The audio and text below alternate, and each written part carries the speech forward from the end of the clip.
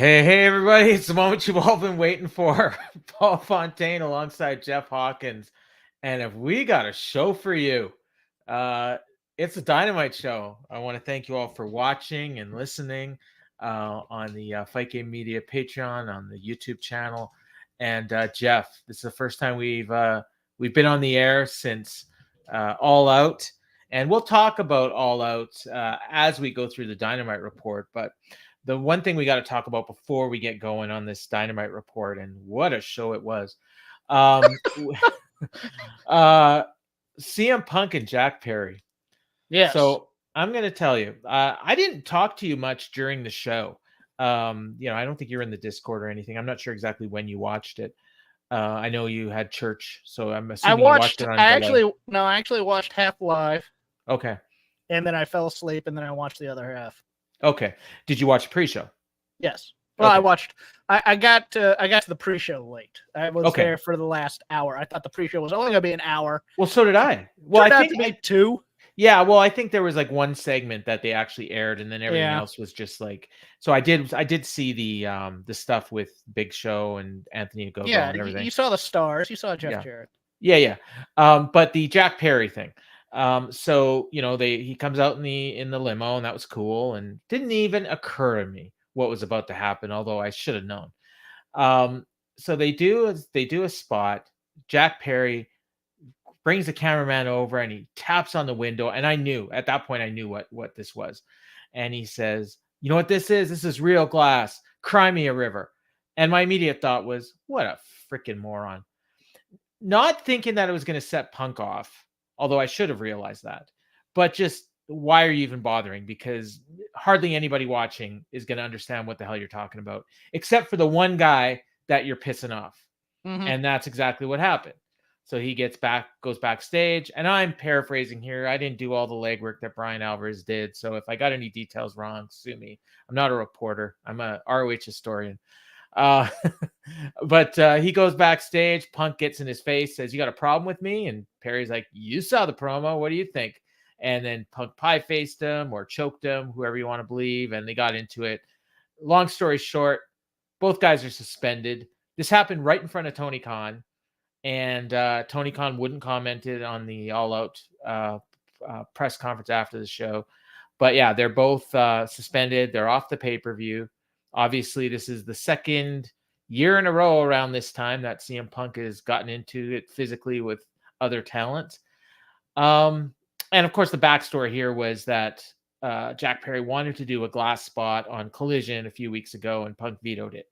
So I blame both guys because, number one, Perry shouldn't have done what he did. He should have made that comment. Punk should not be getting physical with people. Tony Khan should not have okayed a freaking glass spot on a show that has 3 hardcore matches on it already, and it's a pre-show match with less than 24 hours build. And I mean, what possible advantage was there to okaying that glass spot? I can't think of one, unless his goal was to piss off CM Punk. Because and apparently people in the company knew that they were going to do this spot for a few days. Well, of course they did. Well, they rented the limo. Well, I mean, to Needle Punk, I guess. It was okay. Yeah. I have other questions here. Because the commentariat, as is my wont, I am contrarian to a lot of them, who think that this workplace is equal and everybody should have equal footing. And there was a part of me today and I put this in our Discord, at least the private Discord that we have, I might consider firing Jack Perry for this. Well, Punk started the fight. Well, I will. Let me put that part out of the way first, just so I can get it out of the way, so that everybody doesn't think I'm being the Punk homer that I kind of am. Again, be the grown up in the room. You're gonna have to take some slights. You're gonna have to swallow some things when you're the big dog. I get this. I want to go to the other side of this, Because it's not just Perry did this. I want to know what makes Perry think he could do this, could make that remark and get away with it. Yeah. And that is again, the culture that Tony Khan has set in this company in some ways. Don't get me wrong. People are free and have agency and all that other stuff. Noted. But Jack Perry did that on the biggest show in this company's history and in wrestling history. Yeah, it was a pre-show. Yeah, it was on YouTube. In what world do you think that that's okay? Especially, and look, here's where I get into the hierarchy a bit, because there are guys who can get away with things like that, and there are guys who can't get away with things like that, and life's not fair. And there are people who can punch you backstage, and there are people who can't punch you backstage, and that's not fair either. But John Jones can take steroids and fight again, and most people can't. Look, we don't want a Vince environment, but we want an environment where there's a power structure that's respected. And the whole reason CM Punk is with this company is because a guy like Jack Perry main evented the last pay-per-view and crapped the bed. Yeah. Yeah.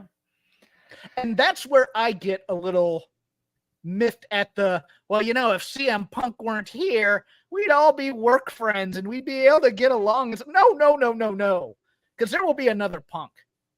I mean, there'll be an Andre, and everybody will put it on them. And we are still suffering the effects of not punishing Hangman Page for doing the same thing that Jack Perry just did.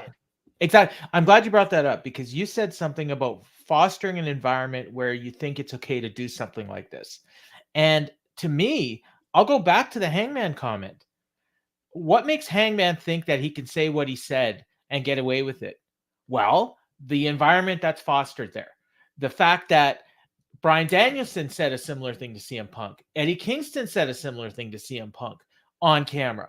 Except apparently either those were okay, or those guys are big enough stars that they could get away with it, and Hangman, at least in the eyes of CM Punk, isn't.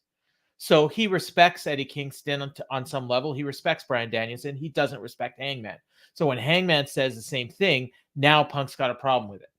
Meanwhile, or it was okay ahead of time, and it wasn't okay for Page, but maybe Page doesn't know that. You know, these guys are watching. They don't know what's going on behind the scenes.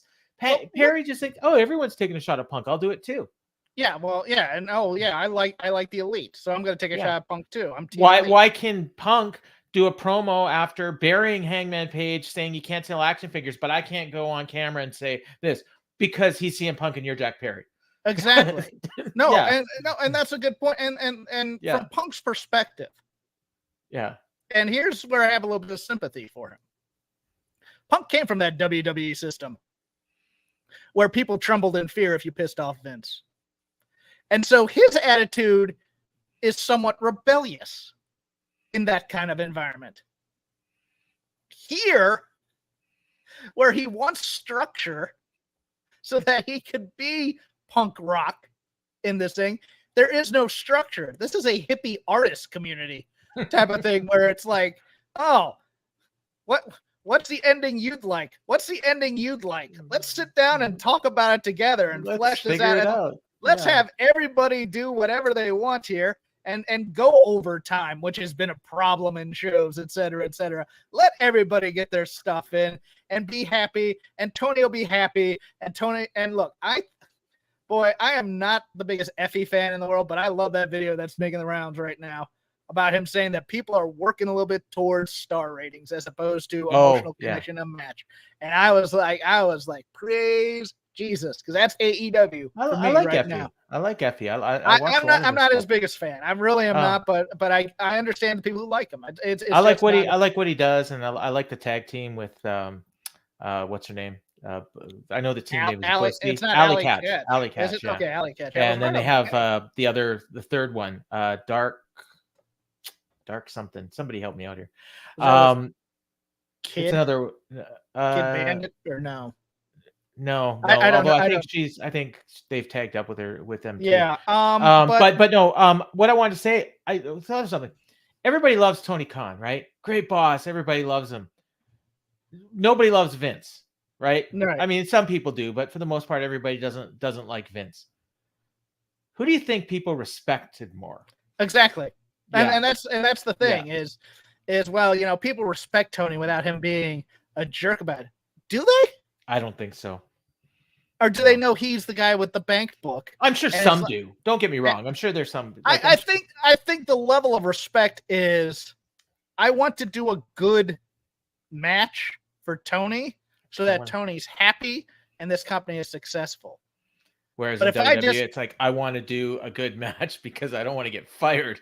Dark Sheik, thank you, Anthony. It's not necessarily I want to do a good match. It's I need to do everything Vince has told me to do out there and to hit my time and to hit my angles and to hit my reaction here, et cetera, et cetera. Or Vince is going to chew my ass out when I come out through Gorilla. And if there's any shenanigans in the locker room, Vince is taking care of that crap real quick. If guys in the back don't do it themselves. And I don't necessarily want wrestler court. But you're sitting around, you're going, where's the guy that's getting these dopes in line? And it should be Punk in some ways. I think Punk's trying to do that. The problem is they don't respect Punk either. They're going to go to mom because dad's being mean to them. That's what it is. Samoa Joe should be that guy. Like, I don't know if he wants I agree. Or Jon Moxley. Arn Anderson. Well, I guess Arn. And see, I don't think they respect Arn because he's too old. Right. See, I think they respect Mox. I think they respect Joe. Danielson for sure. I think that everybody probably respects, but I don't think Danielson's that guy. He just doesn't seem like. But you also can't be that guy and be working with people. No, you can't be the enforcer. No. And then also, I mean, I had a job like that once. They made me manager, but they made me the guy to fire everybody. Oh. And then after peak season, they said you gotta go back and work with those people. I was like, are you crazy? Yeah, no, we can't do that. So it's a mess. As a result, Punk and Perry, they weren't on the show tonight. Presumably, they're not going to be on Collision. They're definitely not going to be on the pay-per-view.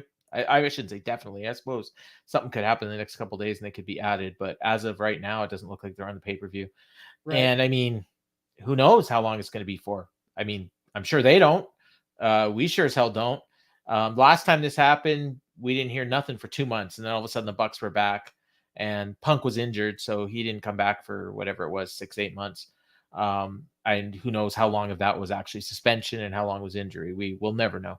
And again, I think everybody's looking at this and going, well, Punk's a jerk with a point, so let's get rid of the jerk. Yeah. But ignore the point he's making. Well, I think it's more that people are. I'm not one who thinks they should get rid of Punk, so I'm assuming. But I think the people that want to get rid of Punk are probably like, they're just tired of this, and they figure that if Punk leaves, everything will be fine. And obviously, I don't think that's the case. They don't get a second show without Punk. They're not on David Zaslav's. They're not on David Zaslav's lovey-dovey list without Punk. Yeah, it's time to smarten up some of the kids about the cynical world of corporate business. Okay, we don't have one Bill Rickey. This isn't the super indie with which is run by the boys, and so all you need to do, if somebody's a jerk, you don't have to invite them back. Right. Yeah. Punk's here for a reason. And Punk's here because there are only 2 or 3 other guys on this roster who can do what he does, and that is headline a pay-per-view. Yeah. I mean, right now it's him. It's MJF. Apparently it's Mox. Yeah. Maybe Omega. I think Omega against the right guy. Yeah. Against the right guy. I think with MJF, they think it can be against anyone, because look at those tag teams in that Battle Royal. And I mean, I don't know if that match is headlining the pay-per-view on Sunday. It might be Mox and Orange Cassidy. I'm not sure. I think, you know what? I could see the Outrunners winning that thing and just having the wacky comedy squash match for the tag team titles. As much as I would love that, please, God, no. I mean, I wanted the Kingdom to win, but I don't even think they're in it.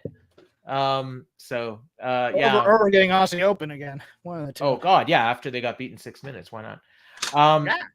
Yeah. All right. Let's get into Dynamite here, and like I said, we'll talk about All Out or All In as we go through this, and then stick around after our Dynamite review, and we'll give our thoughts on the All Out card as it is right now, whatever the hell it is.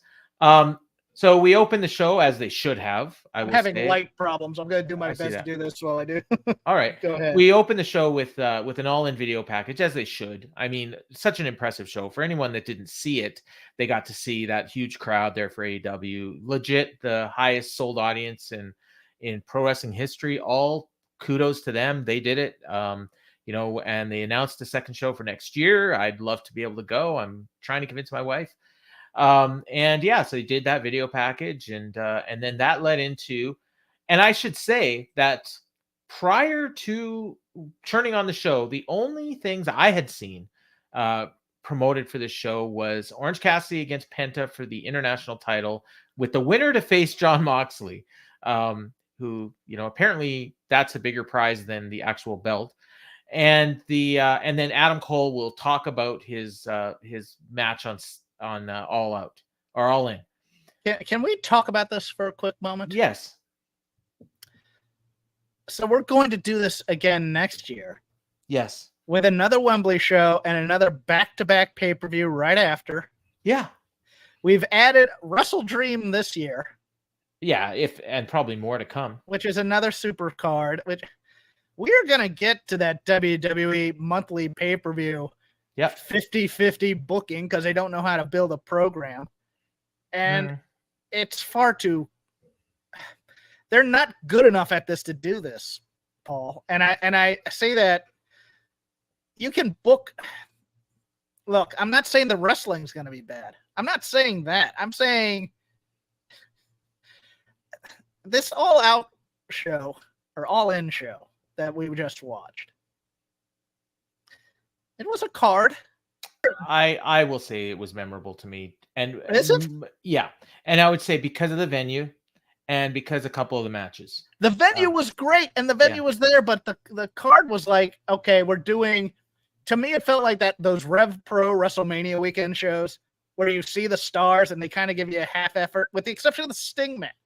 The Sting match was awesome. I thought FTR Bucks was one of the best tag matches I ever saw. Oh, really? Okay. FTR Bucks to me did not pick up until the go home segment. And then I got into it. But that segment with the...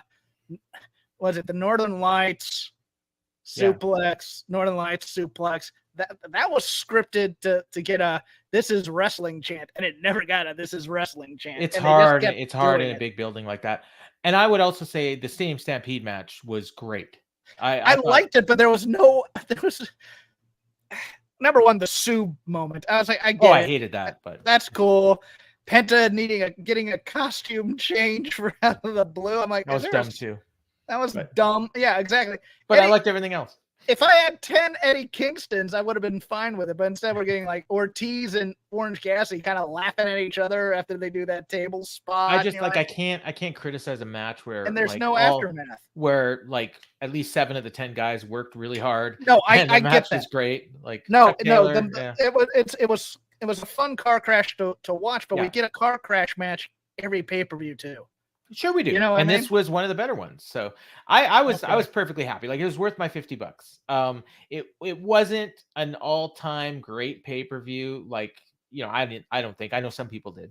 But I mean, in terms of like what they delivered and the venue, I think it was well worth it. But as you said, they're going to try to do this again next year, and they've given us a nothing burger for a show coming up on Sunday. You need 15 stories going into that all-in pay-per-view, because you need 7 for the Wembley, and you need 7 or 8 for the next week.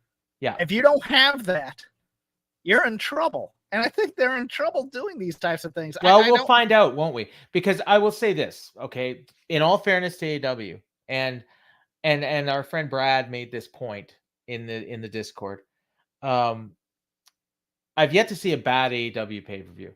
And on the Monday after the show, everyone, I shouldn't say everyone, but a lot of people will be talking about how great the show was despite the build so far. People in the bubble. Sure. Well, yeah. But Full Gear, Full Gear but the wasn't other anything thing, to write home about last more year. importantly than that, though, all their pay-per-views have done well. Like, they've yet to decline. So we'll find out.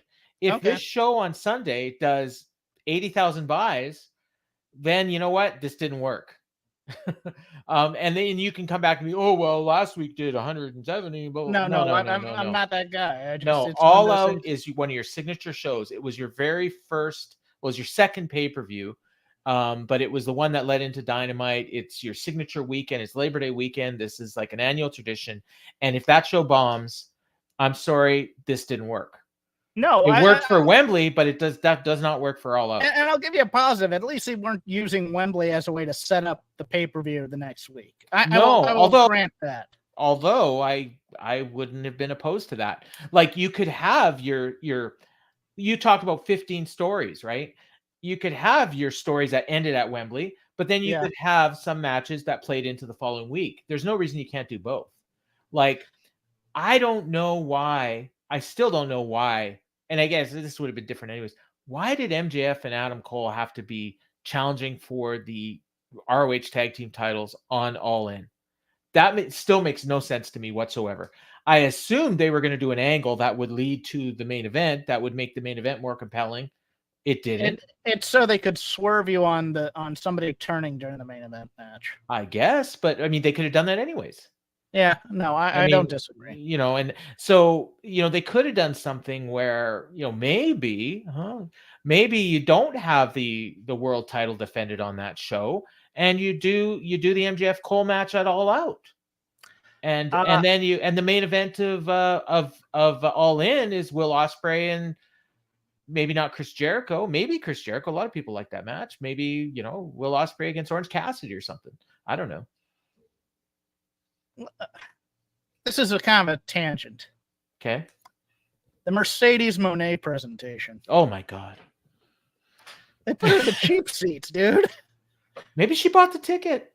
I'm not, like, I don't think she did. But did they empty that whole row for her then? Because no, I mean, no. But I'm of the opinion she's not signing with AEW. I don't know. I think if she was, I mean, I think to show her they should have signed her. But if I think they're wooing her. I think they're wooing her. Oh yeah, I think they're trying. But I mean, you put her in a box, you build a box somewhere in the stadium, or you put her front row or something. Front row, yeah. Where that seat that Saraya's mom got. Yes, I watched that. I went, she's gonna hold them up for money and go back to Papa H. That's what. And I wonder, like, because they showed her on the pre-show, and then they showed her during the acclaimed match, and then they mentioned her during the women's match, but they didn't show her on screen. Correct. So it was just kind of weird. But you know, at least, you know, I think a lot of people are thinking, and maybe this is the idea. A lot of people are thinking, oh, maybe she's going to be on that October show, and then so that, you know, they might buy tickets to see it. You mean the Wrestle Dream show? Wrestle Dream, yeah. All right, the Starter might be a part of that. So yeah, you're probably. So we had, like I said, we had only two things announced for the show, only one match, and then this show opens with Jon Moxley and Commander. Now, I was a little nitpick. Jon Moxley is going to face the winner of Orange Cassidy and Penta for the international title on the pay-per-view. Why couldn't they have just said that this match was for a title shot? Like, the answers I got back on Twitter were, well, you know, nobody's really going to believe Jon Moxley's going to win. Well, nobody believed Penta was going to win either. Not to mention, it doesn't matter, like, that nobody believes he's going to win. At least put some stakes up. You know what I mean? Like, it was just weird. But either way, the match was fine. Paul, what? I agree with you. Okay. I think all matches leading up to a pay-per-view should be for the shot on the pay-per-view, and they should not be they should not be doing the thing where, yes, Jon Moxley will fight for this title at the pay-per-view. Definitely. No, he could lose that shot at any time, possibly. Yeah. If he decides to put it up there. Yeah. So they had a match. It was fine. Commander got, you know, he gave him a lot. I guess they told the story that Mox was, you know, a little off his game because he just had that Stadium Stampede match. You know, he got to did a top rope walk into a 450, but Mox got his knees up.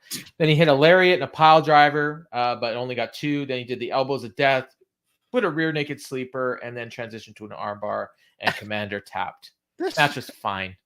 The match was fine. It was just inexplicable that, because when you look at this match, Commander gets to do his high flying stuff, only being looked like as a dope because Moxley reverses every single thing he's gonna do to him. And then whenever Moxley sold something, it looked so ridiculous. Yes, like because Commander looked tiny compared to Moxley. And I don't like. I'm wondering too if it wasn't like it almost looked like he was doing Terry Funk sells. So maybe it was like a bit of a tribute. And that sounds about right. Yeah, and if that's the case, then good on him.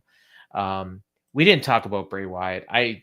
I meant to. Maybe if we have time at the end, we'll talk about it. But ROP to him. And I'd like to talk more about all in later. But okay. Yeah, well, we will. We got a video package for a lot of video packages on the show. There were a lot of talent that couldn't make it. There was because of hurricanes in Florida, and I think some people went to Wyndham Rotunda's funeral.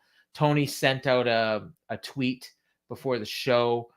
Said, due to minor illnesses to big talent traveling this week and Hurricane Idalia affecting flights, I've changed some plans for AEW Dynamite. I think when he talks about minor illnesses, it might be talking about COVID. I know a lot of people that went to. I think that was just cover for I'm giving people time off to go to the funeral. Oh, I thought it was just cover because he knew the show was going to blow. But either way, so that was the reason why we had all these matches and video packages and everything. Matches that they hadn't promoted and video packages. There were literally people coming to the ring, and I had no idea that they were on the show because they hadn't advertised them at all, which is very odd for Dynamite. But we got a video package for Orange. He said he doesn't know how many title defenses he's had. They showed highlights from the Stadium Stampede. He says, I wrestled in front of a ton of people. If I survive tonight, I wrestle Moxley on Sunday. I'm not the same guy as I was 4 years ago, and I'm going to show you why. Then we got a Young Bucks interview, and it's supposedly in the locker room after Sunday's show at Wembley. Nick's disappointed. FTR interrupted them and said, why didn't you show us respect after the match? So if you didn't see All In, they had this match. I thought it was great. Jeff thought it was fine. The FTR offered them a handshake after the match, and the Bucks walked away and wouldn't shake their hands. So Nick says it was the heat of the moment. Matt says you were the better man that night. Before they can get too into it, the Black Bullet Club Gold interrupts, and they were carrying their Jay White cutout. Jay White tells the Bucks they got to leave because this is the winner's locker room. And he says the Elite aren't doing too well, and they're looking for new friends. And he starts counting, 4 you, 5 of us, but we can leave him at home. They're showing the cutout, and yeah, so they make this 4-on-4. And I'm looking at these 8 guys. It's the Jay White, Juice Robinson, the Guns, FTR, and the Young Bucks. And I'm thinking FTR defending against any one of these 3 teams would be better than that 8-man tag. You could have Young Bucks against either one of those 2 teams, and that would be more interesting to me than this.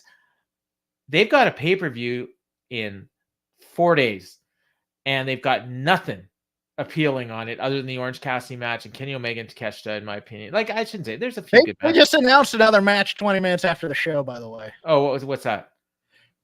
Eddie Kingston and Shibata versus Claudio and Yuta. Oh, cool. I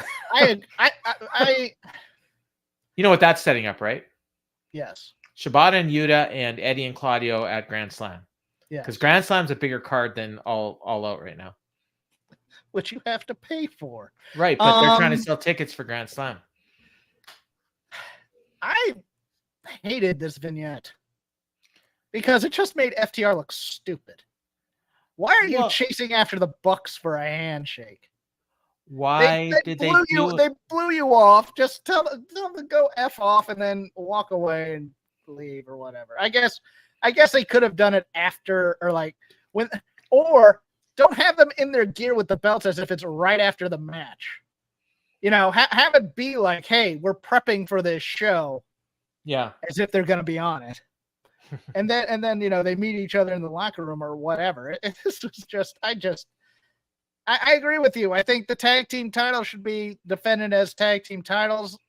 And I don't see any reason why FTR should team with the Young Bucks. That's my problem here. I thought when they first set up the 8-man, I assumed, okay, maybe this is going to be a collision main event. Or a 4-way. Yeah. Yeah, or 4-way, but then you get 2 Bullet Club Gold teams against each other. I don't necessarily agree with that. That's true. But I mean, you do the 8-man tag on Collision, and then you set up, maybe Jay White pins Cash, and then we've got a tag team title match on. I think Jay White's pinning Dax on Friday.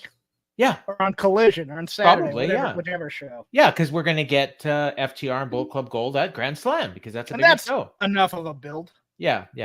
But yeah, so we got this 8-man tag, and again, I'm like, out of all the options they had, this was the least interesting to me, at least.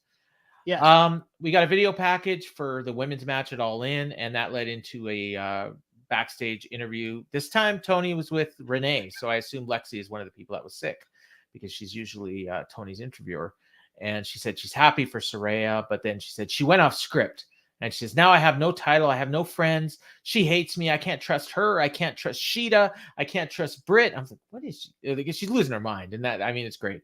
That's fantastic. Yeah. She said Wembley went tits up. Renee couldn't stop. Renee almost corpsed on that one. I caught that too. Yeah. And then she just walked away, and she said, and these shoes, I can't trust these shoes. And she threw the shoes at Renee, and Renee, she was totally not expecting it. I don't think she watches Tony's segments. She's devolving into the hot mess Laurel Van Ness in a way, but yeah, it works. I'm enjoying that. Yeah, I'm not sure what it's leading to, but I don't either. We'll find out. At least we got a women's segment that doesn't really involve hey, this is what we asked for, right? And what is this? Okay. I'm trying to figure out. I didn't label this next segment. It was Jericho. And I got things to say. This segment, Jericho comes out, he's smiling, he's happy. Keep in mind, he just lost to Will Ospreay in a match that he said was the most important match of his career. He said, we should be happy and festive after All In. It's one of the greatest weekends of my career, biggest wrestling show ever. And that number's a shoot, baby. Looks at the camera. I'm like, fuck off. And he said, this was one of my favorite matches. And I'm like, he doesn't even care that he lost. And he says, but I can't forget how I treated Sammy, my brother. And then we get light Sammy chants. And he said, I was frustrated after losing, and I shouldn't have taken it out on Sammy. At some point in here, Sammy comes out. And he says, you didn't do anything to help. I thought you didn't do anything to help me win. But then they showed a highlight of Sammy nailing Ospreay with a bat. And I don't even remember that happening. So I guess he did help him. And he offered him a handshake. Some people are chanting, hug it out. So they shake hands. They hugged a little bit. And then Sammy says, I've always got your back. And he says, Jericho says, replaying the match in my head. Maybe I should have zigged. Maybe I should have zagged. Maybe I should have pulled some tights. Maybe Sammy could have hit him harder with the bat. And then he's starting to go on. And Sammy goes, whoa, what did you say? And then the fans are chanting, you fucked up. And Sammy says, maybe you should have hit him harder with the Judas effect and you would have got it done. And I wrote, this is stupid. And then Jericho said, sometimes I ask you to do something. It doesn't always turn out the way I envision it. And Sammy says, yeah, well, I left my pregnant wife in Orlando to help you. And Jericho says, yeah, well, others would have killed to be there. And then Sammy says, yeah, you're right. And maybe if I hadn't worried about you having your back, I could have had a match on the show. And Jericho says, maybe if you continue to follow my advice, you'll wrestle on the show next year. And then he says, and then Sammy says, maybe you'll learn how to not lose on the best show we've ever done. And Jericho says, maybe if you follow my advice, you won't lose like you did when you had an AEW championship match. And Sammy says, yeah, well, 4 years ago, you became AEW champion right here in Chicago. And then 24 hours later, you lost the title outside a steakhouse. These guys are just burying each other. And he says, you're some champion, Mr. Ocho.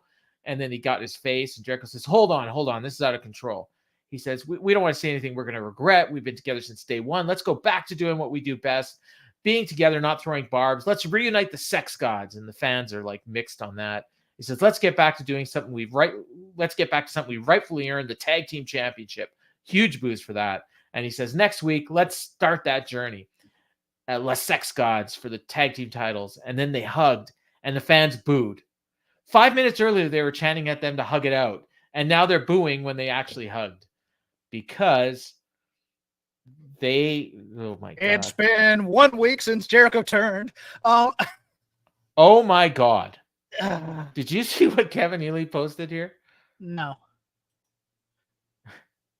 Tony Khan just announced on Twitter that Ricky Starks will challenge Ricky Steamboat to a strap match at All Out on Collision. I'm going to tell you something. When I saw that angle, I said, if this leads to Ricky Starks versus Ricky Steamboat in a strap match, take my money. Well, they're taking your I guess money. I'm committed. I literally said that. You can look it up in the Discord. Back to Jericho. Yeah. Because have you ever thought about an opinion you had and then get angry that you had forgot that you didn't think of it sooner when you're thinking about? Oh yeah. Because as you recall, in the bill for Ospreay Jericho, Don Callis did a painting of a beheaded Chris Jericho. He wanted Chris Jericho to die. Yeah. The promo the next week was Chris Jericho saying, Hey, Will, remember when I told you to take it easy because you might hurt yourself? What? Well, the hell was that? And now that we've had the Jericho Appreciation Society dissolve because Jericho wanted to join the Don Callis family and then got rejected and beat up, and Sammy comes to his aid, we have Chris Jericho turning heel again. Lex Luger and Big Show thinks this is too many heel turns within a month. I think they both turned heel. And Sammy, that doesn't even get to Sammy, who we have busted our ass trying to make the babyface in that Pillars program and in the Jericho Appreciation Society dissolution. And now he's a passive-aggressive young buck towards Jericho. And okay, and can I give you one other thing? What was the main event of All In? This is Through the Looking Glass. I am cynical enough to believe that Jericho says, let's do Adam Cole and MJF, but for heels instead of baby faces. Not just that. We've also got FTR and the Young Bucks. Yes. I know there's at least one other one. It's Coexist Fest 2023. Yeah. There's another one. I know there's another one with partners that don't get along. I can't. We had the Ethan Page, Matt Hardy thing. Well, that's ongoing. That'll be forever. But there's another one going on too. Again. There's another one going on too. I can't remember which one it is, but this is a good one. Sheedy and Britt.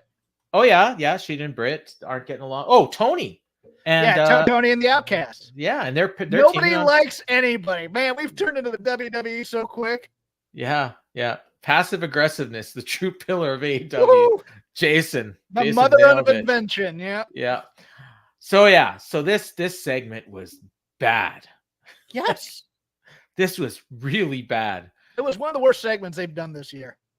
Yeah, it was. I don't know, man. But whatever. All that work and my whole question was going into that match, they churned Jericho, or seemingly Jericho's in the middle of a babyface churn, but then he's wrestling against the biggest babyface at Wembley, and he's a heel. And then now I guess he's still a heel. And that's the reason why they did the Rev Pro angle, because they knew they had a problem there. And so they had to turn Jericho a little bit because they knew everybody was going to cheer Ospreay in Wembley. Not thinking about this earlier. But now he's a half-ass heel because Callis is a bigger heel and he's still against Jericho. So he's kind of in that like Bret Hart position when Shawn Michaels and The Undertaker were like number one on either side and Jericho is like underneath them on one of the two sides and we can't really figure out which one. So yeah, good for him. We got a Mox promo backstage. He had the BCC with him. Wasn't much. He just said the wrestler with the biggest bite will leave Chicago with the AEW International Championship. There was something in this promo though. Oh, what the Jericho one or the no in the Moxley one that just go what? How does that get on TV? What was that? Everybody here has a belt. Oh yeah. And you're like, what are you doing? Pointing out the number of superfluous titles on this show. And your goal is to get one of them. Yes. I mean, the international title, I will grant it. Like it's been Orange Cassidy's the best booked champion in AEW for sure. Maybe all of wrestling, although I think Roman and Gunther booked pretty well. Can I say possibly the best champion booked in AEW history? Yeah. I mean, I wouldn't argue with that. Okay. And so that title is meaningful. And so it seems like it's going to headline this pay-per-view on Sunday. Yes, but you don't say you have a bunch of meaningless titles floating around. No. And especially when this title started out as the Mid-Atlantic, whatever the hell it was. And that gets to, I mean, the three ways they build is office politics, battle royals, and tournaments. Yeah. Okay. The belt line might have been a shot at CM Punk and possibly Jack Perry's vanity belts. Oh yeah, great. Again, you know what? I'm going to say something. I don't think Moxley would do that. I don't either. I hope he wouldn't. But if he did, where's management? Yeah. All right. Yeah, they're not going to punish Moxley. Speaking of meaningless titles, that's not fair. But our next match was for a title. You may not have realized it. Wheeler Yuta against Eddie Kingston for the NGPW Strong title, which Eddie beat Kenta for in Japan, and I think this may have been his first defense. I'm not positive. Someone will correct me if I'm wrong, but the crowd was dead for this through the first part. They went to commercial. I thought they were dead before the commercial. They were really dead during the commercial because for some reason Excalibur pitched to commercial and yet the action continued. Now, I don't know if that happened in the States, but it happened in Canada. It's the only time it happened all night, and I don't think it's ever happened, but I got all the picture-in-picture with the commentary and everything, and the crowd was super dead. But then magically, when the commercial ended, the crowd was hot. So I don't know if they have a cue or if they were sweetened. Or I thought it was just a change in the offense on Eddie. It could be. Eddie did a dive to the outside, and that's when the crowd kind of really picked up, and that just happened to coincide with them coming back from break. So whatever. The last couple minutes of this was super hot. After it had been pretty dead before that, but they were doing all kinds of suplexes, and Eddie hits a Saito suplex for 2. Wheeler did the elbows of death, but Eddie eddied up, and then he hit a suplex. He did a spinning back fist, and Wheeler went down, but then he got up and he's like, one more. And so Eddie gave him another one, and Wheeler was dead. And Eddie pinned him and got the win. And this was fine until the main event. It was the best match on the show. I think Eddie Kingston's somewhat miscast, and it's his own creative instincts. I don't think people want to watch Eddie Kingston wrestle, like throwing suplexes and holds. You think he should be brawling or a man? Tank Abbott. Yes, I think he should be brawling. I think that's what people want to see Eddie do because Eddie has such a brawler promo that is so fantastic. I mean, he's a guy who wants to burn people alive. You don't want to see a suplex from that guy. You just want to see him beat people up, kind of a thing. And once he got into that where he's chopping guys, and look, I am not. So kind of like Mick Foley, maybe. I'm not a fan of the strong style where nobody sells until it's like time to sell type of thing. But I'm a little Mick Foley-ish, a little more hardcore brawl type thing. Yeah, I am. But Eddie's always a welcome presence on my TV. So. Yeah, and I think Eddie's in line. I think Eddie's in line for a push, and I wouldn't be surprised if we see him get a title shot later this year. I think he's getting Final Battle. Oh yeah, I was thinking more AEW title. But AEW title. Okay, I could go with that too. Yeah, but Eddie Kingston, Claudio. Yeah, I mean that could happen sooner than later. In the aftermath of this, I love snobby Claudio, just not even giving him the time of day as he walks around the ring to pick up what remains of Wheeler Yuta. And then when anytime they're in a match, they just instantly are against each other, and it's just wonderful. And I think that tag match that they're doing on the pay-per-view, Eddie and Shibata against Claudio and Wheeler, is leading to 2 singles matches. Probably Wheeler and Shibata, and Eddie and Claudio would be my guess, but we'll see. And maybe one or both of those will be at Grand Slam because that's a bigger show than All Out. I'm going to say that a few more times before we're done. We got a video package for MJF and Cole, and then that led into a backstage interview with MJF and Cole. Cole congratulated him, and Max is like, let me stop you, buddy. You almost broke my neck. You got me wrestling way too much. He said, I need some time off. Rampage, we're going to have a tag team battle royal to see who faces us at All Out, and then there's going to be a tournament for a world title shot at Grand Slam. Now, I said that in a reasonable speed. MJF said this in faster than Excalibur does his rundowns. I had to rewind this twice to figure out what exactly he was saying. And then he says, I'm going to go to Paris for a baguette. And Cole says, you've earned your week off. And so I guess, my MJF is not going to be on TV until All Out, but there's going to be a battle royal on Rampage for a title shot at the pay-per-view. And MJF and Cole's pay-per-view match is in fact for the ROH tag team titles. We have no AEW tag team title match on this year AEW pay-per-view, but MJF and Cole are defending their ROH tag team titles. We have a couple of ROH matches. Let me point out, Dennis reminded me of something. The tournament for the title shot is at Grand Slam, because Grand Slam has a world title match, and the pay-per-view that we have to pay $50 for does not. Because Grand Slam is a more important show than All Out. And we have 2 Ring of Honor title matches, and the best thing in Ring of Honor is not on this pay-per-view, which is Athena. Yet. I don't think Athena's going to make this pay-per-view. Oh, wait till we get to the ROH match. The ROH title match. Yes, we will talk about that too. Oh my God. No AEW title defense, no AEW tag team title defense. Yeah. No. We have the Dinosaur defending the TBS title. Yes. No women's world title match, as far as I know. Oh, nope. Yeah. Kevin just brought that up as well. Yeah. But I was lectured, I won't say by who, but he knows who he is, even though he's probably not listening, that, not every title has to be defended on every show. That sounds like a John Muse line. Does, but that's not who it was. I'll tell you off the air. Okay. Although if you're following me on Twitter, you might figure it out. So this is what we're gonna get. And anything else you want to add about this? This was fine. It was not as much comedy as we normally get. I don't know. There's that part where he broke the fourth wall and said plenty of good seats still available. When I went, Oh yeah, that's for Grand Slam, right? Yes. Yeah, because they've sold 5,000 tickets. I believe. Gee, wonder why. Time I looked. Well, because they haven't announced anything, and because they doubled the ticket prices from last year. So now they're trying to build that card. Imagine that. Yeah, 3 weeks out, we're building a card because that's a more important card than All Out is. And they've already sold the tickets for All Out. Okay, we got Renee with Sammy G. They asked him about the sex gods, and before he can say anything, Don Callis interrupts, and he says, "Isn't it hard being Jericho's friend?" And he says, "Isn't it challenging dealing with a sociopath?" And then I love this line. He said, "I just heard you're pregnant." He announced that at All Out, I Double or Nothing, which is in May. I love Don Callis. Yes. And he congratulated him, and then he put his arm around him and says, "Take your hands off me. I know what you're out to." He said, "I don't need to be a part of my family." He says, "I left my family in Orlando to come to Chicago. I didn't do that to talk to you, so get lost."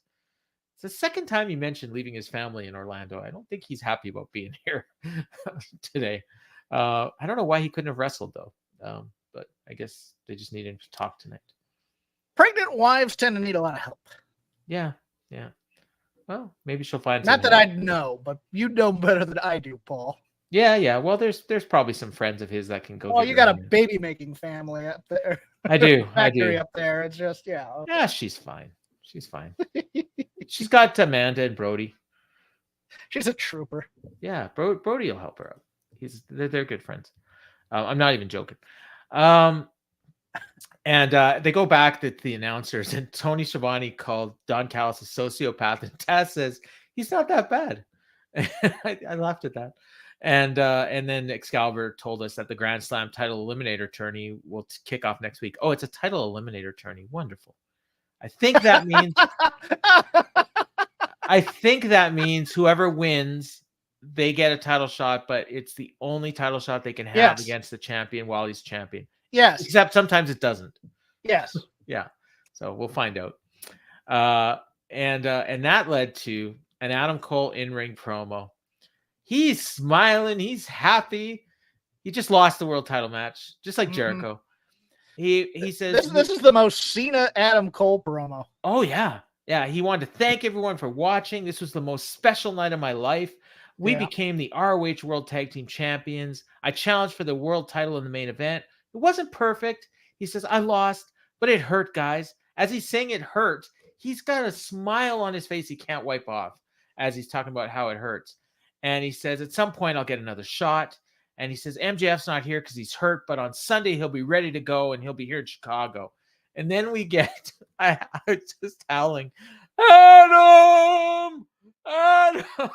It's like it's Roddy Strong, of course. And he comes out with the Kingdom. Tony Schiavone called him a wet blanket. Tad said he's a close friend. And he says, you care more about Max's neck than my neck. Is my health not important to you? And Cole's like, that's ridiculous. He says, you're not the guy I knew for 10 years. Are you listening to these guys? And then Mike Bennett gets mad. These guys? He says, it's time for story time with Mike Bennett. And I noted that he looked like Claudio's mini-me here. And he's like, 2010 ROH at the ECW Arena. 21-year-old Adam Cole versus 25-year-old Mike Bennett. We got each other jobs that night. We were bonded for life. We did everything together. You were at my wedding. You hosted my bachelor party. All the arenas we went together. He names off all these like tiny arenas, including Soldier Field in Chicago, and I think, or the Soldier Field House, I should say. Soldier Field House, yeah. Yeah, and then he says, and Chicago is by far the worst city to wrestle in because he remembered that he was a heel and the fans have to boo him. And he says, we picked each other up during our worst and we celebrated in the best. And you care too much about what these idiot fans think, and you forgot what these guys mean to you. And then Cole tried to answer him, and Taven said, shut your mouth. You needed us. We took over ROH, you jumped ship to the Bullet Club for merchandise, buddy. Then you went to Florida and you surrounded yourself with all our friends and they helped you keep your title. You've changed. You're a liar. You're the same leech you've always been. You latched onto that corny Melvin MJF to get the AEW title because you think it's going to get you the AEW title. He says, when you look at those pictures from before, do you ignore the people around you in the pictures? Do you look and you only see yourself? You've only ever cared about yourself. The fans are chanting, shut the fuck up. And then Adam Cole finally gets... I was chanting shut the fuck up, to be honest. Yeah, I kind of liked it. I thought they were good. I mean, I was totally baffled that they were on my television, but they were good. He says, Cole says, I'm sorry if I treated you like that. We were close. And he says, but you know what? You guys are my friends, but Max is my best friend. And Roddy says, I can't accept that. I'm going to enter that Grand Slam tournament. I'm going to win that tourney and beat MJF to become the AEW World Champ with my real friends, Mike and Matt. And if you were my real friend, you'd be rooting for me too. And Adam says, it's a horrible idea because of your neck. And then Roddy's like, oh, now you're pretending to care. Unlike your soft tag team partner, I don't need a roll up or a diamond ring to win a match decisively. Bad neck or not, I'm breaking everyone's back because I'm a wrestling legend. Let's go, boys. And Cole is like shouting back at them, what's your problem? I've done nothing wrong. And the way they shot this is the way they do it whenever someone's going to attack someone from behind. So I thought like someone was going to show up and attack Cole and set up a match, but no, the segment just ended. It was so bad. The crowd was like not reacting to this at all because I think they were as baffled as I was watching it. Like there's times when you thought they would boo and they kind of really didn't. And yeah. I don't know. I'm pondering this as you say it, and the material's good. Yeah. It's just I really don't want. How do I put this? You know the reaction Twitter gets whenever Dax gets in his feels? Yes. That's the reaction I had to this promo. This is far too beta male for me. I gotta be honest with you. Stan Hansen's rolling in his grave. Why aren't you my friend more than his friend? And Roddy has kind of a whiny delivery anyways. So it's just like, guys, just nut up and punch somebody. That's all I want here.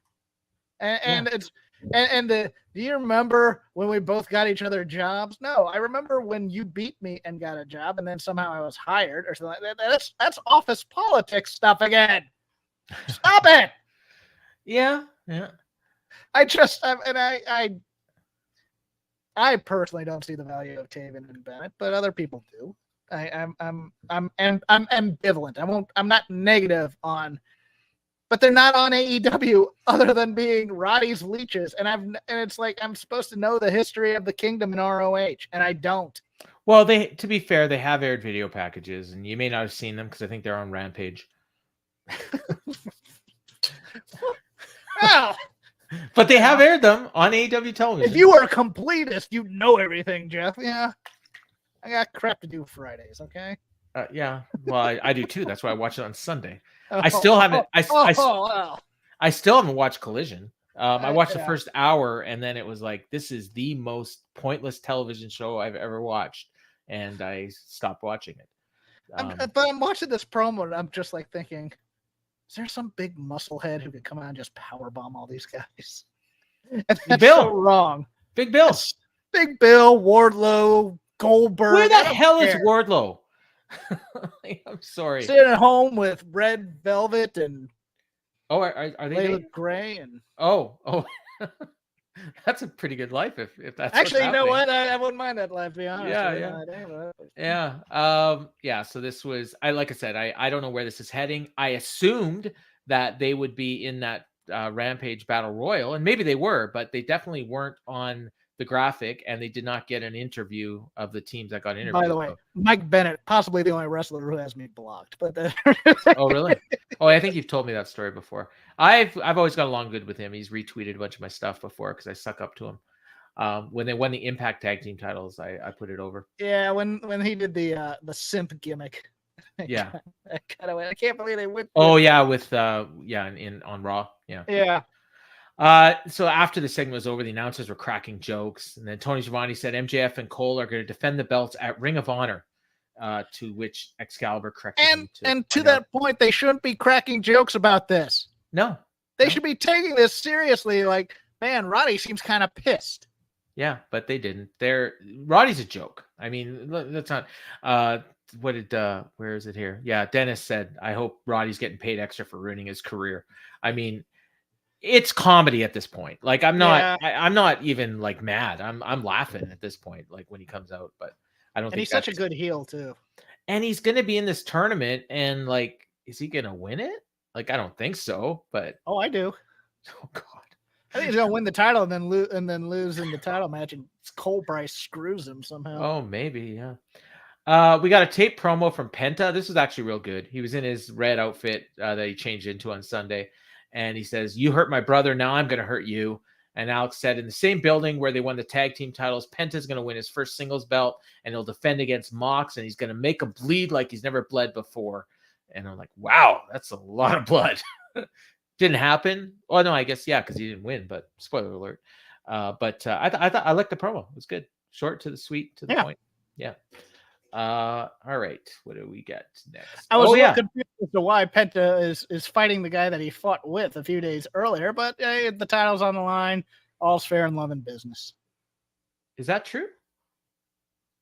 Penta was on the same team as Orange Cassidy a few days ago. Oh, yeah. No, I know. I don't know why they well, you didn't watch the press conference, I guess. That's where they set this up. Yeah. Oh, wow. How much supplemental material do I have to watch to understand what the hell's going on Dynamite, Paul? I don't know. I think they just assume we're all going to forget that they were tag team partners 3 days ago. All right. I mentioned earlier that sometimes people are just watching Donnie Darko, and you have to go to the website to understand the damn thing.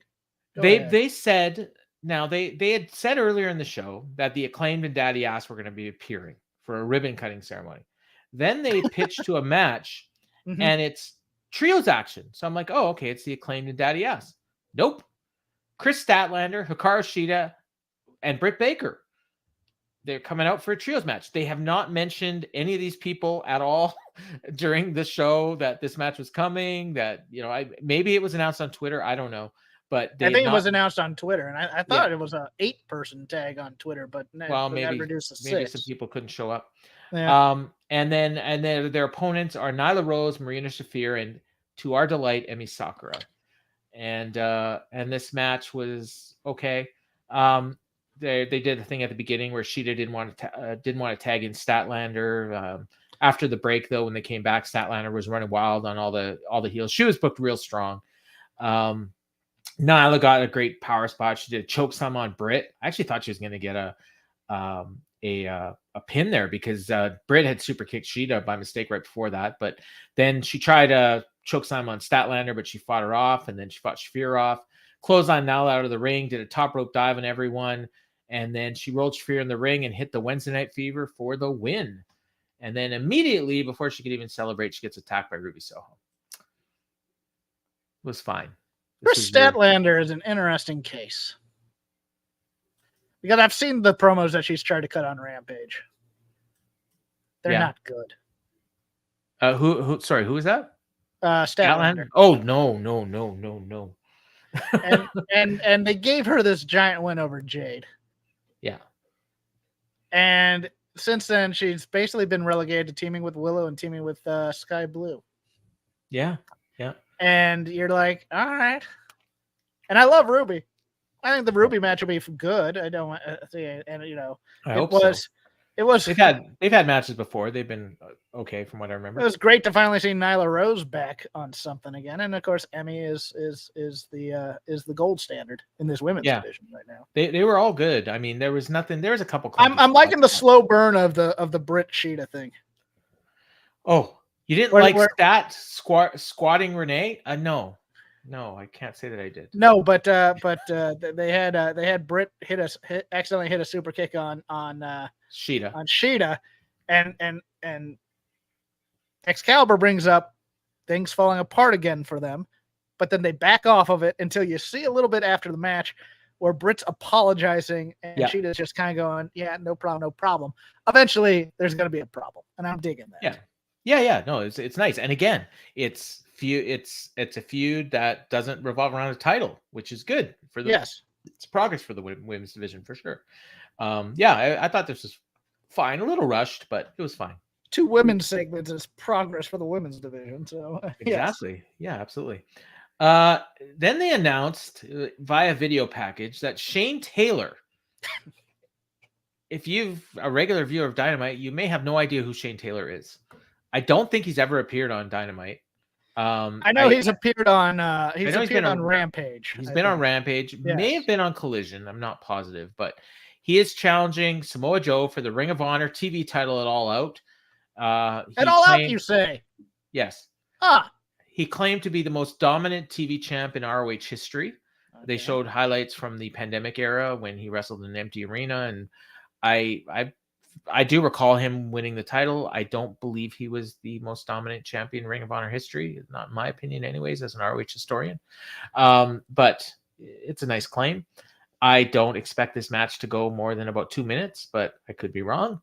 I have no idea why it's happening. But it is. We are getting the ROH TV title defended in what looks to be a squash match, but we can't have the AEW tag team titles defended, apparently. And we're getting a member of the Ring of Honor roster to fight for it.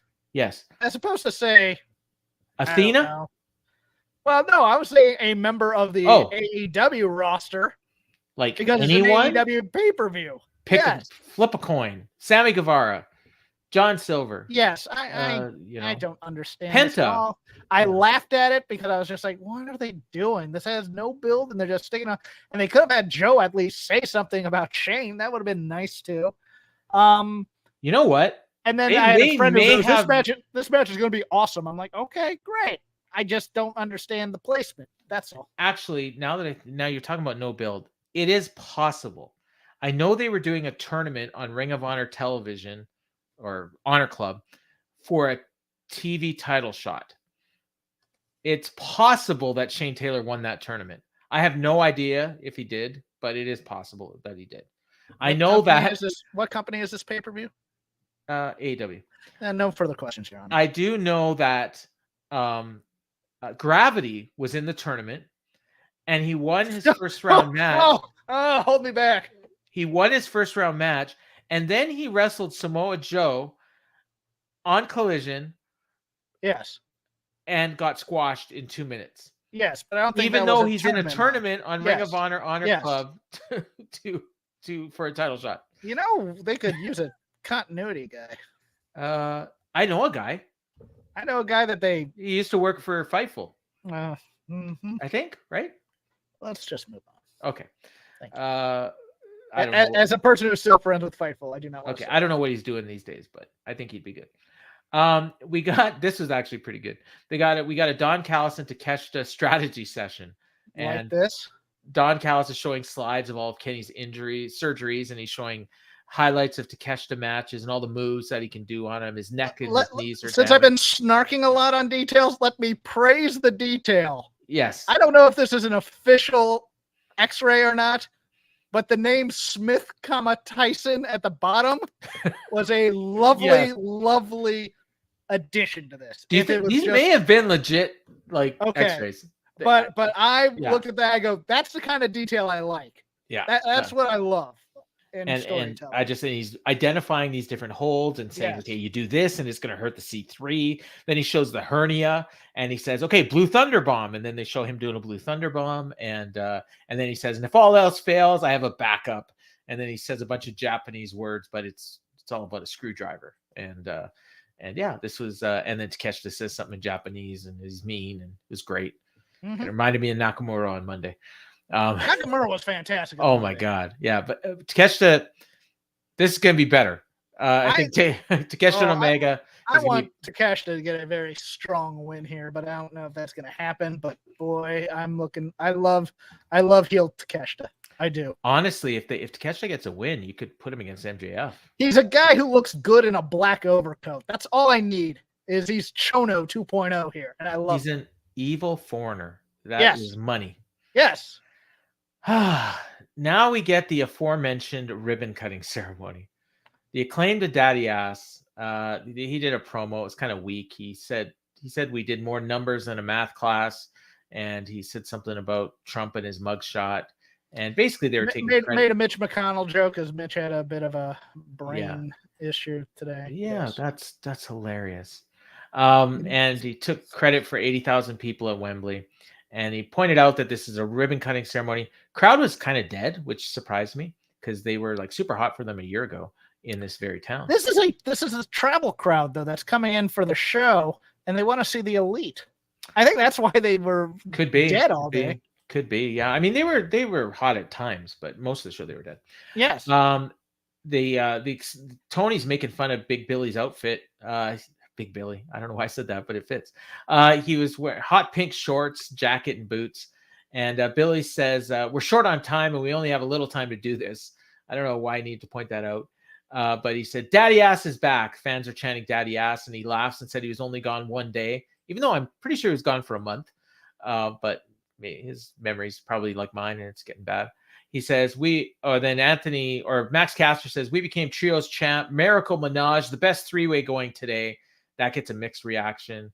And he says, 1 year ago, this crowd lifted us up and moved us to the next level. And we're going to lift these titles with pride as we dominate the trios division. Now the fans decide to chant Scissor Me Daddy. And he pulled out scissors. And Billy says, you got a little one. How about we use my big one? And then he pulls out these gigantic scissors. And then, of course, they cut the ribbon and no reaction to this ribbon being cut, which you expected. Well, I guess there was some cheers. Bowens thanked him and he says, we're in a new era for the trios division. This is our house. Welcome to the House of Ass. And the crowd's chanting House of Ass. In this house, we wear pink, which is why when you look at these, they're kind of dull. And he showed the trios titles. And then there was this big table. What do you call it? Chekhov's table? That was in the background. Yes. And they removed the cover and they've got these hot pink titles with 24 karat gold on them. And the backs of the titles scissor where they would normally fasten. So they all have a grand old time. Crowd was very mixed for these guys. They definitely were not 100% into the Acclaimed here. I didn't think anyways, unless I just was hearing stuff. I don't know.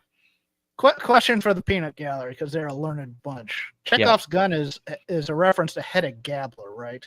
Did Chekhov write Hedda Gabler? I'm not sure, but look that up for me. Someone get back to me. Okay. Yeah, I don't know. Yeah, we got pink titles. It was ass. Billy Gunn looked like he belonged at the Barbie movie. I kind of appreciated the commitment. As a man who had a hot pink phase in his middle school years, I appreciated it. So yeah. This was fine. Just a killing time. It was the entertainment portion of the show. Yeah, and this was basically now. Will the House of Ass have House of Ass rules? House rules. Oh my God, that'd be funny. That'd be funny. Like you can't tag hit the hand. You have to spank the ass of the partner. God. Oh man, I don't think we're gonna have these titles for very long. I hope not. Anyways, we got a Rampage rundown. There's gonna be a tag team battle royal. I noticed that the Outrunners were in it. We got a short little Dark Order promo. We got Prince Nana with the Gates of Agony. We got the Best Friends. No Kingdom. Hardy's got a little bit of a promo time. Can't remember who else I saw in there, but Definitely didn't see the Kingdom, so I don't know who's going to be in there. Sky and Willow against Taya. Oh, in the tag team? Yeah. Yeah, Kingdom weren't in there. It was a lot of geek teams. It was all geek teams. Aussie Open was Aussie Open. Yeah, Aussie Open, they got a bit of a promo too. And I mean, they're probably the most credible team in there, but they just got beaten 6 minutes by MJF and Cole. So, I mean, I suppose they could do a rematch. But okay. Sky and Willow on Rampage are teaming up against Taya Valkyrie and Anna Jay. And Hangman Page is wrestling Brian Keith. Yes. Is that the guy from like The Actor? Or is he No. Brian Keith is dead. There's also a David Keith who's an actor, and people mix him up with Keith David, who is a black actor. David Keith is a white I've actually actor. seen Brian Keith on some GCW. Hardcastle and McCormick. That's what I remember him from. Oh yeah. Was he in White Shadow? That's Ken Howard. No, I know that, but I thought he might have played his dad. I don't know. I didn't watch White Shadow. I think he played Kevin James's dad on King of Queens. Okay, maybe. I'm gonna say this. I love Brian Keith's gimmick, the bounty hunter. Yeah. But that's a 3-week program or a 2-week program you can do where, hey, someone's put a bounty on Hangman Page. Make this guy feel special. Tell him about the gimmick. Even if he's going to lose, give that little bit of shine for the 2-week short program in case we bring him back. That's all I ask, is a little bit of care in that, because the gimmick is awesome. If you've seen it, seen video of it, and I have, it's great. You know, it's the full-on bounty hunter gimmick.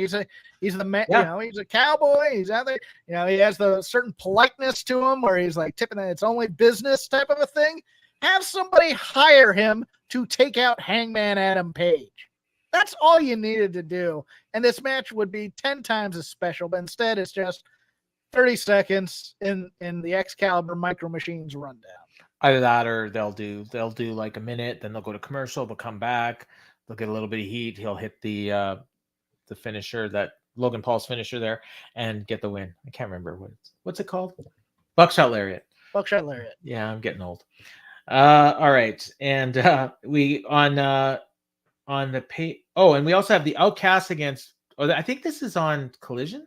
Right. Head of Gabler is written by Heinrich Ibsen, so it's not Chekhov, but there is a Chekhov's gun in that, because you see the gun in the first act and it's used in the third. But go ahead. This is Collision. We have the Outcast against Britt Baker, Hikaru Shida, and Chris Statlander. So both teams where nobody gets along.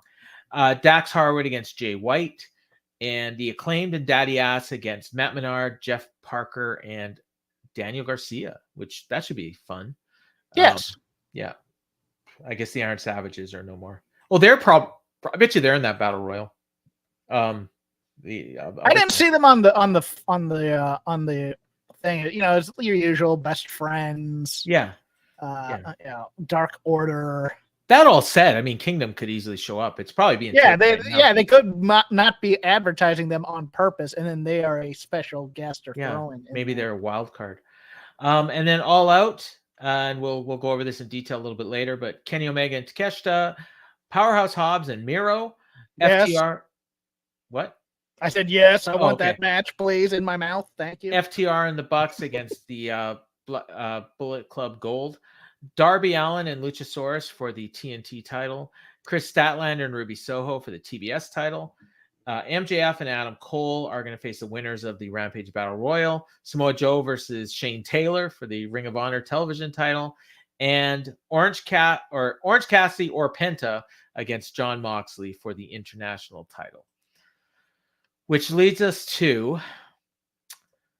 the main event, Orange Cassidy and Penta El Zero Miedo.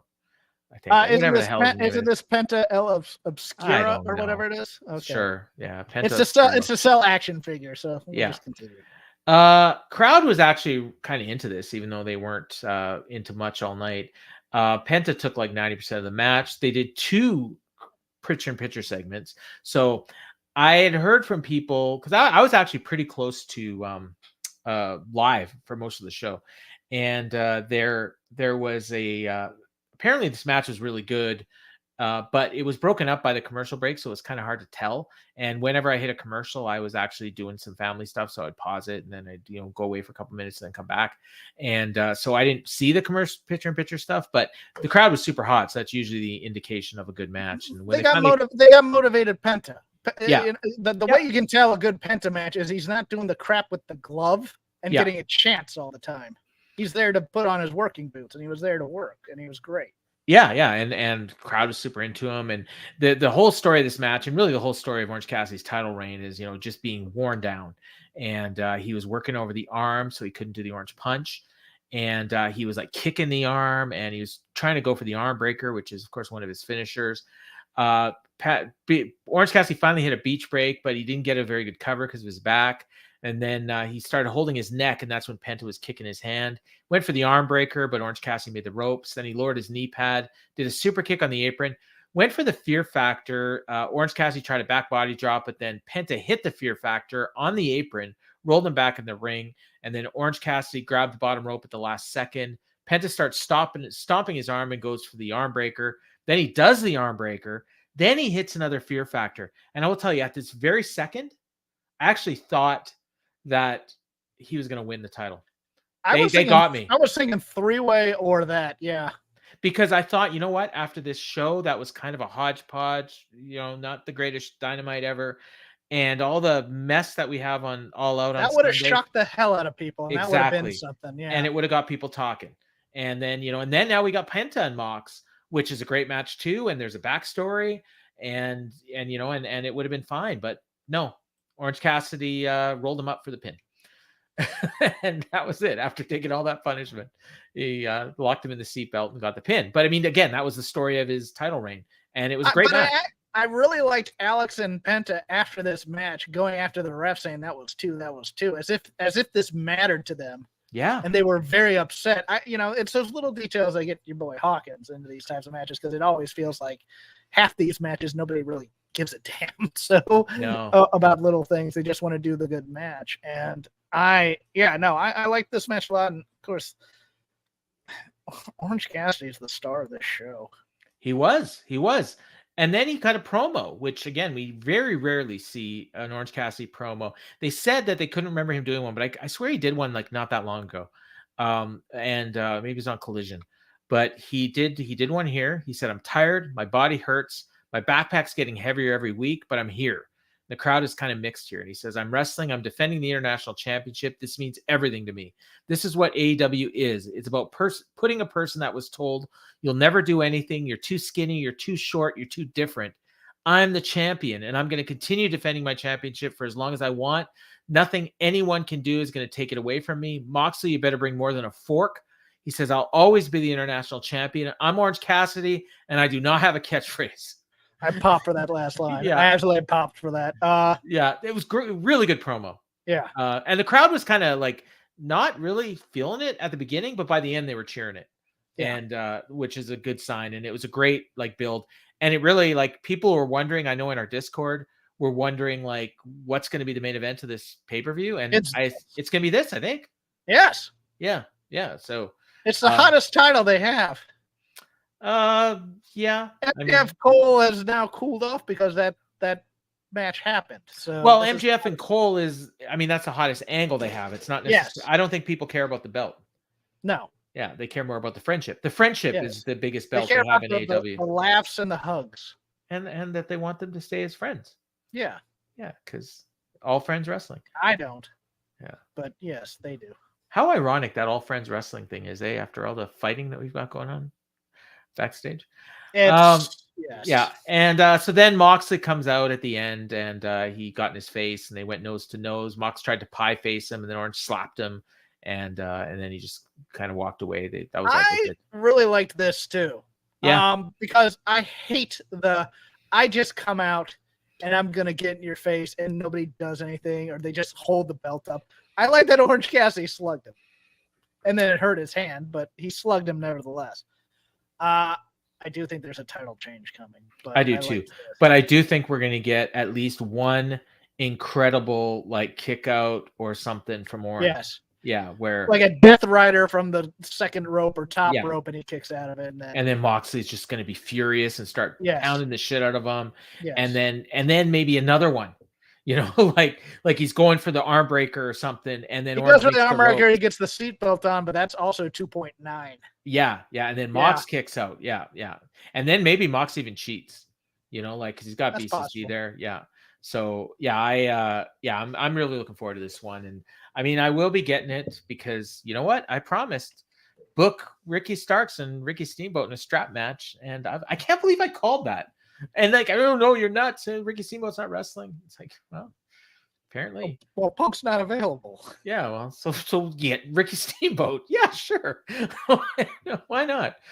I mean, it's gonna be. I'm sure Ricky Starks and Ricky Steamboat will have a great match. Like Ricky Steamboat can't hurt him, and Ricky Starks can't hurt him. Ricky Steamboat can, he can sell and get some offense in, and it'll be great. Ricky Steamboat rejected the chance to do Ric Flair's last match because number one, he thought it was going to be a crap show, I think. And number two, he goes, well, I'm not really in that kind of shape anymore.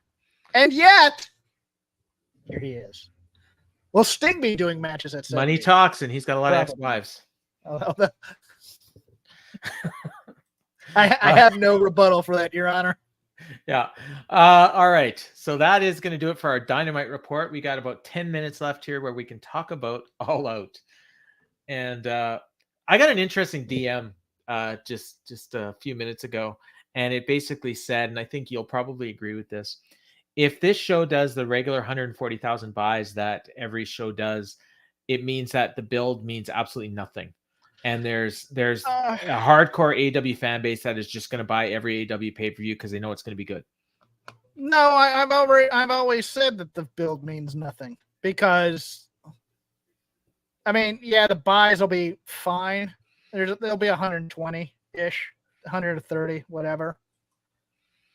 It'll get great reviews in all the trade journals. It'll get super praised by people in the commentary on podcasts.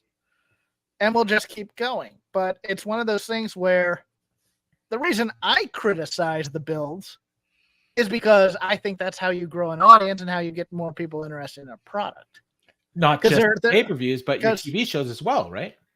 How you get more than, say, 1/5 of your viewing audience for Dynamite to actually pay for these things, as opposed to possibly stealing them or downloading them afterwards or waiting for the television to see what happened, etc. Or buying a VPN so you can watch it on Fight for $15. Yes, well, I mean, that's still buying it, so I'll take that. But it's one of those things. And those get counted. So hot angles in wrestling and feuds and heat matter to people being interested in the product. Yes, it'll be a good card. Yes, every card can be a PWG where they don't do builds or anything usually. It's just, here's the matches. Oh, those will be good. We'll cheer. We'll say scissor me daddy and we'll go home. It's fine. I get it. I'm just saying I don't want AEW to be a C+ student. I want them to be a B+ A- student. And I don't think they live up to their potential. And I want them to stop cramming for the exam at the last minute. That too. Yeah. Yeah. So they, like I mentioned, I think the last time I looked, they had something like 8,000 tickets sold for the United Center. So they can put 12 in there. I think right now it's set up for like just under 10. Is that it? I think so. Really? For a pay-per-view?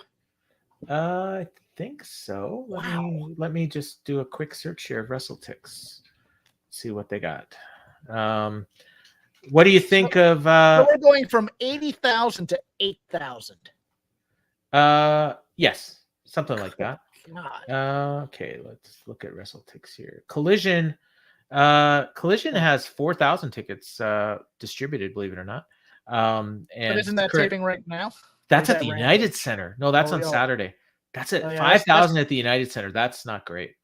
Tonight's Dynamite did 4,400. That was at the Now Arena. Okay, that's next week's Dynamite. Ooh, they're only at 3,200. Payback. Okay. 12,000. Here we go. All out. So they've sold 9,100, and they're set up for 10,500. All right, that's not bad. That's better than Full Gear was. Yeah. Yeah, 1,400 tickets available, but of course, if they sell them, they'll just open up more. So yeah, not a little bit better than I thought, actually. Yeah, next week's Dynamite is not great, 3,200 at Indianapolis, but a little bit better than I thought. So yeah, they did. I think they sold these ones differently. Like they were doing the ticket packages last year, where you had to buy all three, and this year I think you can buy separate ones. Yeah, Yeah. I like this line. Jeff loves the ingredients, but hates that they're microwaved. pretty much. Yeah. All right. So I like a nice stew, like a slow cooker crock pot. You get those things simmering for a good month and a half, then you fight it out. That's what I want.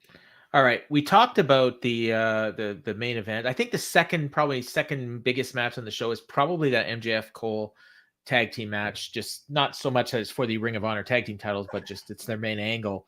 Do you think we get some advancement here? Or? No, I actually think this is the death spot match. Oh, okay. I think that, and that's why I thought the Outrunners might win this. I think it's just gonna be a comedy match, and they hug at the end. That's all. I don't think this is a serious tag team match they're gonna put on. You could do like something like Gates of Agony, and they could just like beat the shit out of them. Yes. And then maybe it's like Adam Cole doesn't even tag in, and it's MJF taking all the punishment, and then he's got this title defense coming up in 2 weeks. You could kind of if MJF does a kangaroo kick on a member of the Gates of Agony and they win with a double clothesline, that team's dead. Yeah. Well, they're kind of probably dead anyways. Yeah, the Outrunners that'd be just as good as any. I don't know if anybody's watching the spoilers. You can let us know who won, but who's like a banana peel finish, and the Outrunners somehow slip into the win, and then nobody can believe that they're the guys who get to go for the Ring of Honor tag titles because they're semi-regular on Ring of Honor only. You know what would not be the worst idea in the world is having Silver and Reynolds win it. I was thinking about that too. Silver and Reynolds against MJF and Cole would be a really good match. And MJF is friends with those guys. Yeah. I think they came up together. So that's my call, actually. If it's not the Kingdom, it's Silver and Reynolds. That's my call. I had another idea, but Joe's already on the card. So okay. I was good. Stokely and Joe. Oh, yeah. Joe and Taylor. Yeah, we know what's going to happen there. Darby and Luchasaurus probably getting a title change there, right? I would think so, yeah. Yeah, Darby Allin winning the title would be good, especially since Orange Cassidy's losing. I kind of like the idea of like Darby and or Orange having a title, not necessarily both of them, but they're kind of like AEW's signature stars in a way to me. And I like the idea of moving Christian to somebody else, like Jack Perry, possibly. Yeah, well, don't hold your breath on that one. Yeah. But it could happen. Back there, but I see Lucha turning on him. Could be. Yeah, I mean, Christian. It seems like they're setting that up. Kenny Omega and Takeshita. This one's kind of up in the air. I could see either guy winning. I think the match will be great. Probably, I bet you if there's betting odds on Dave Meltzer's stars, it's probably like 5.25. Probably more like 4 3/4. But I'm interested in this because I'm not so certain that you see. It's weird because Takeshita has not had that signature win to establish him. He's had the wins in like the 6-mans and stuff like that. Yeah. And I think you know what? It's funny. I know that everybody's going, "Oh man, he's a heel," and they're talking Screwdriver and stuff like that. But boy, if you gave Takeshita that win clean and kicking out of the one-winged angel, that'd be something. You know what I would like to see is if the winner of this match got a spot in that Grand Slam Eliminator title tournament. I think that adds some intrigue to it. But then again, they may not want to beat whoever wins. And so, but I think they give Kenny the win. I think you're probably right, but I'll be hoping for Takeshita. Hobbs and Miro, I predict this is going to go to a double count out. Or a double. I don't care. I'm going to be bathing in glory in this match. I am so happy about this match. I think these two end up as tag team partners. Big meaty men slapping meat. Or Aaron Solo and QT Marshall end up doing something to try to help Hobbs. And the two of them beat the crap out of those two? Yes. And then now they're tag team. And now they go after FTR. That's what I want to see. I want to see these two against FTR. That's the money match. Miro starts believing in the Book of Hobbs instead of the Bible. There you go. Chris Statlander, she's gonna keep the title against As Ruby long as we Soho. don't get Truth Martini involved in this, I'm fine. But yeah, okay, continue. Oh yeah, right. I forgot about the Book of Truth. Should Statlander forget and about the Book Soho. of Truth. Stat's gonna keep the title, right? Yeah. Yeah.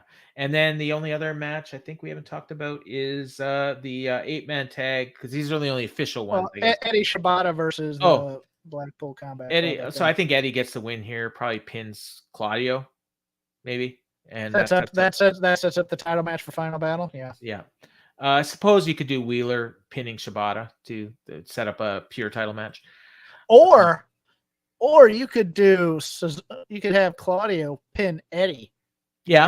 To get a New Japan pure, or to get whatever strong title match. Yeah. Strong title match. And then he beats him for the strong title, and then Eddie's so mad he wants the other two titles. That could work. Yeah. That could work. And FTR and Bucks against the Bullet Club Gold. I think this exists. This will be fun, though. This will be so much fun. And God bless Juice Robinson.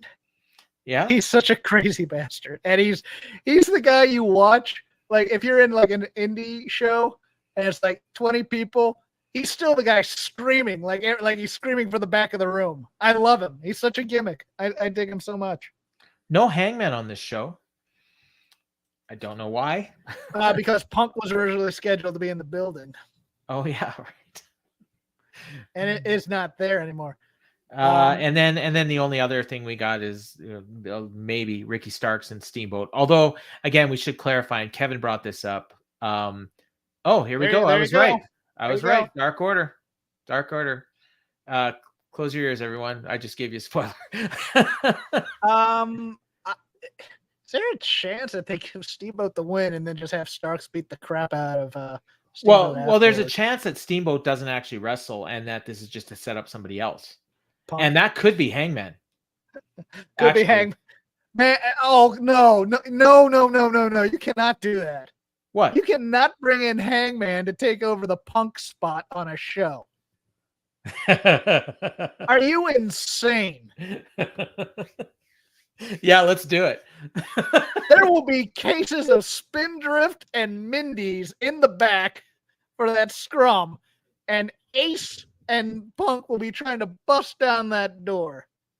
I don't know what that means, but there might be something to that. A quiet quitting is just doing the bare minimum until they get ready, a type of a thing. I'm not gonna go that far, but there is no way in hell that they stick in Hangman to take over for Punk unless he's going to be the permanent fixture on Collision and Punk is done.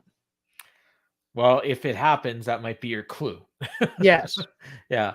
I mean, it is odd that we don't have Hangman on this card. So, yeah. So that's going to do it, Jeff. I could see Sting taking over for Steamboat possibly. Ooh. You know, it'd be cool. Jeff Jarrett. Jeff Jarrett's not coming out to save Ricky's anybody. Why not? He's a babyface anyways. Yeah. Yeah. All right, Jeff. We've gone over our 90 minutes. Why don't you tell the good people where they can hear more of you? At Shake Them Ropes, all one word, on Twitter. It's our show on the Voices of Wrestling podcasting network. Myself and Chris Novembrino this week. Ice cold takes on All In, preview All Out, and also previewing, because there's a pay-per-view on Saturday also, kids, Backlash by WWE. And whatever happens in the next 2 days, and whoever punches somebody backstage, we'll probably talk about that too. But you can follow me on Crap Game 13, pithy comments, surliness, crankiness, and I'm in the Discord occasionally. Tag me. Yeah, 2 pay-per-views this coming weekend, both kind of underwhelming, but they'll probably both end up being pretty good. There's some good matches on both shows. They're both B pay-per-views. Yeah, exactly. Well, and the problem is All In, All Out is normally not that. So I think that is where a lot of people's issue is. But anyways, I think I'm doing a post show with Garrett on Sunday night for his Double G show. So you can check that out on the Fight Game Media YouTube, as well as the Patreon. The audio will go up the next day. And then I also have In the Clinch. I think we'll be dropping a clip tomorrow where Ryan and I talked about the potential UFC return of Brock Lesnar and or Ronda Rousey. So we got some potential fantasy booking opponents for both of them at UFC 300. So you can check that out. And we also give our best bets for the upcoming show this weekend. And so far, we've been nailing them. So if you want to make some money, check out our clip. For entertainment purposes only, these are not investment gurus. Thank you. No. Invest your money. You're going to make some money. You can afford to buy more months of this Patreon. So for Jeff, I've been Paul, and this has been the Dynamite Show. I'll do better next week. Later.